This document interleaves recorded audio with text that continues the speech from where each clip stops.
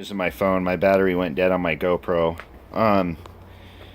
This is the Bandit swing arm I was telling you about. It's off of a 98 Suzuki Bandit 1200 GSF. And a couple of issues I ran into. First of all, I have to get some eyelets welded on to the back of this for the shocks to fit. I kind of knew that, but I kind of got them measured out as far as where they need to be welded. So if anybody else is doing a build this way, this is what you're going to have to do. So this, obviously I bought this used. It's going to be powder coated, so you can see where the chain it must have broke there. Anyways, this is for the chain guard. I know that for a fact. So what I'm going to do is I'm going to have him cut this off right here, and I'm going to have them weld it up into here somewhere, so I do have a chain guard. I know it looks cool with the chain guard off, but if it breaks, trust me, you don't want this thing coming off at about 90 miles an hour, and because it'll rip right through this plastic up here, and I don't need that to happen, so I'd rather be safe and sorry. I can put something really cool there, like a carbon fiber thing. But anyway, I'm just going to have them move this eyelet right here over to here, somewhere in here. And then the neck of this up here, this will fit. I measured this in between here, down in here, right where you can see the swing arm part where the bearings are at. This is the same width.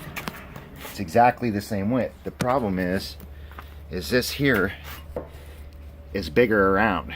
So there's two things I can do here. I could take these out,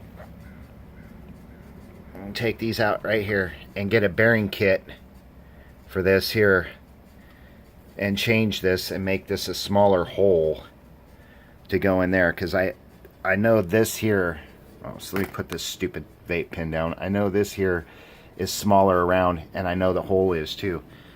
So my thing is modifying the frame, drilling the hole out bigger, and the inside there is probably be free and a little bit more time consuming, but I could probably make it work, hopefully. But yeah, this is the swing arm that I'm putting on here. This is day 2 of this build. So tomorrow after I get off work, I gotta have this these eyelets welded. This is also for a monoshock here, but what I'm going to do is, I am fearful of it hitting the battery right there. I'm going to leave this on there. I ain't going to mess with it. You're not going to see it. It'll be covered up. So what I'm going to do is I'm going to move the battery case up a little further, put some spacers in there, and just lift the battery up a little further. It shouldn't bother anything because the battery sits way down in there. So the top of the battery is down in there, but I'm hoping that this goes okay. I'm still waiting on my forks, the bottom tree. I'm unfortunately going to have to, when the bottom tree gets here, send that out to Virginia, and they're going to press this out, the inside of the neck there, and press it out and give me the new bearing setup. And then I'm waiting on the top of the tree that I have to actually pick up from the CNC, which is the top tree over there in the UK, in England. So I'm ordering it from them because the place I'm going through, Virginia, does not make that. Yeah, so a couple of welds and figuring out how to get that hole out bigger without symmetrically messing something up. I mean, I want this thing to ride nice and smooth. I don't know. There's been a couple of guys that's actually done this swing arm before in the back and the front end, but they didn't explain how they got the tree to work and then the swing arm back here to work. I just kind of figured it out myself. They just basically show you a video of the bike, tell you what's on it, and then that's it. But I am going to do this build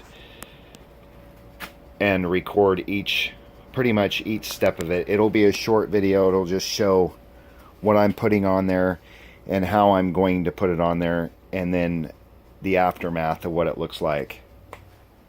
So this front part I'm not worried about with the wiring and stuff. I got that all as you can tell, I got it all coated. Everything's matching there. I got a headlight and a tack coming later on, and the speedo and all that's going to be all digital, no more mechanical on here.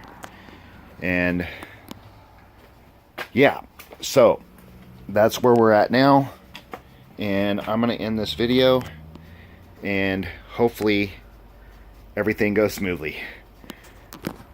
See you later, and thanks for watching. Oh, and subscribe or give me a thumbs up. I'd appreciate it, guys. Thank you. Have a good day.